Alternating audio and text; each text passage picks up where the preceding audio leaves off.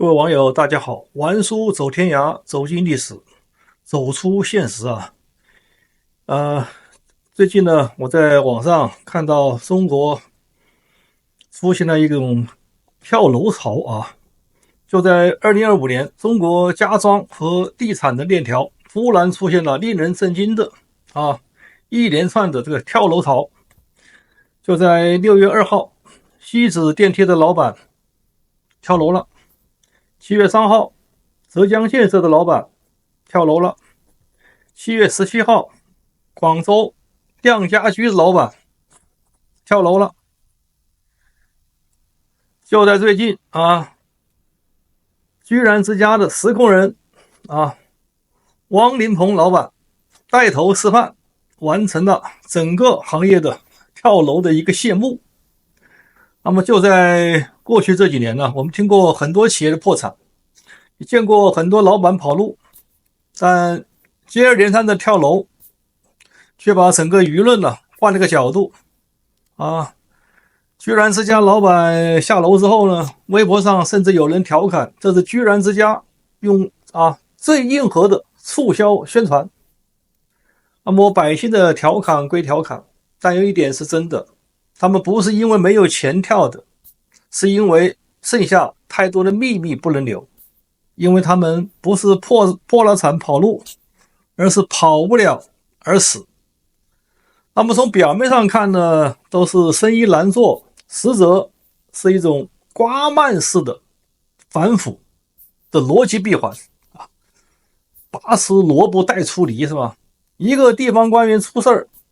顺藤摸瓜就会查出一堆的民企老板，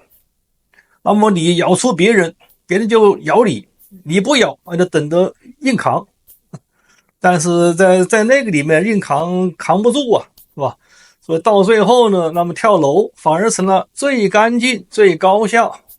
也最不麻烦的一种处理方式。有的人说这是绝望，但是如果你站在体制的角度看，其实是非常成熟的一种风险的处理方式。它既止损又止血，还方便统一了口径，好向上交代那我们再来看一看跳楼是不是新鲜事？当然不是。那么中国人跳楼已经跳出了一套传统，所以我们看一下历史，就会发现这实际上是一个传统项目。就在1949年到1952年期间当时上海市是陈毅当市长，也就是在新中国解放初期，上海大量的资本家、工商业主感到前途未卜逼债太甚纷纷跳楼。据说当时的上海市长陈毅公开还表态说，你们不要慌张，也不要跳楼，如果实在想跳也请先登记是吧？等我们有空统一再做安排，不要跳得太突然是吧？这是中国历史上的第一个跳楼管理型的官方言论那么我们看在这个言论的背后，是新旧次序交替下的小人物的彻底无助。那么今天我们不过是在重复历史的某一个片段。那么这次呢，没有陈毅同志为你安排登记，只有纪委同志带你上楼。另外我们把眼光稍微放大一点就不只是中国，跳楼从来都是系统性崩溃的一种仪式历史上还有一场非常有名的跳楼潮可以和中国的今年这个相提并论就在1929年，当年的美国的华尔街也产生了这种高空经济学当年美国爆发了金融大萧条，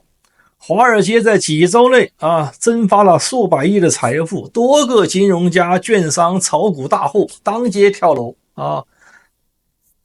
那个场面也是极其惨烈。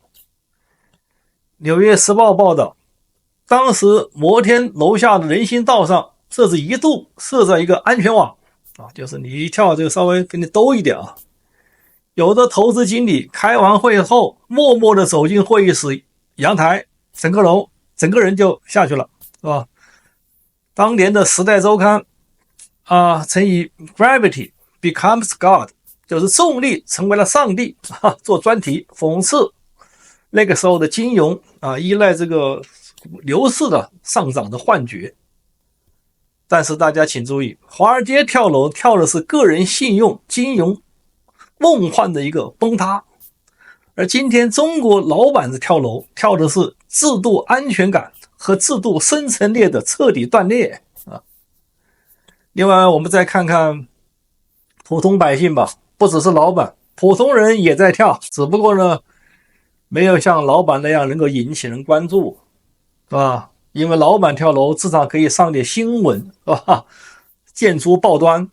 但千千万万普通人的坠落，甚至连最后的一生都淹没在信息管控的沉默中了。就在2022年，是吧？我们经常看到视频，上海封控下的跳楼，是吧？疫情封控期间上海黄埔、杨浦、宝山等地接连有居民跳楼，原因也不是新闻有的人吃不上饭，老人生病无药可医，有的是孩子隔离，夫妻两地精神崩溃了，可能本身就有点抑郁症等问题，有的是失业断粮了，压力爆表了，有的是核酸阳性被拖去方舱一夜未归，第二天失踪了。这些跳楼没有热搜，没有声明，没有公关的口径，只有小区那些微信群里面一句昨天晚上又下来了一个我们这个小区今年跳了5个。到了那一刻你才明白，老板的跳是体制崩塌的回音，而老百姓的跳是生活本身不再提供任何的出口，你就那一个出口，那就是窗口。那么我们看这一次的跳这一次连串跳他跳的不是失败，他跳的是对抗体制的一种成功，是吧？大家你们认为老板是集体抗压失败？肯定不是的，他们是在用死亡来换取谈判的空间。你看他们的逻辑应该非常精致咬别人可能出错乱咬肯定不行吧？那跳楼绝不会说错话，你不跳搞不好资产被冻结，那跳楼还能留下一点点给妻子孩子留一点点。那么坐牢是社会性死亡，那跳楼呢还能成为知死而后勇的一个好榜样。那么最重要的是呢，跳楼可以一并处理上面的形象危机干净利落风评可控那么在这样的背景下，跳楼不是崩溃，而是冷静克制体面功能齐全的一种正确的死亡方式，是吗？所以今天的跳楼比过去更加的静悄悄，也更合理化。那么在2025年跳楼，它的不同之处在于什么呢？它不是突发，而是程序性的死亡过去是贪官，是吧？贪官毕竟是没那么多是吧？程序性死亡，它不是异常，是被默许的一种结局了，并且呢，它也不制造混乱，反而被视为一种高效的自我了结。简而言之，今天的跳楼是被体制包装好的软性清算，是维稳逻辑下最优的终止按钮所以玩叔的结论又来了跳楼确实一个好办法，它已成为唯一的理性的一个办法。但是大家不要忘了，当死亡变得合理，我们剩下的人就变得不那么再合理了。当跳楼是个好办法，这句话本应该是荒谬至极，但今天它听上去却有某种可怕的合理性，你们说对吗？这不是玩叔冷血是玩叔已经习惯了死亡成为代价，成为出口，成为谈判的一个手段。我也希望我们大家也不要再去讽刺那些跳楼的人，因为他们不是失败者，而是这套游戏规则下唯一看懂结局的人啊。也许下一次跳楼的不是某个老板、某个职员、某个市民，那是我们对活着还能解决问题的最后的一丝信仰崩塌了。一个社会逼着人们不得不以跳楼作为清白啊、脱身啊、保全啊、体面与抗议的综合解决方案，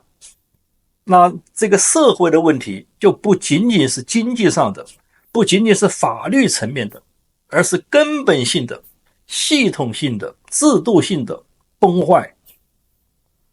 一个企业家应该活在商业规则里，不是吗？靠市场决定生死，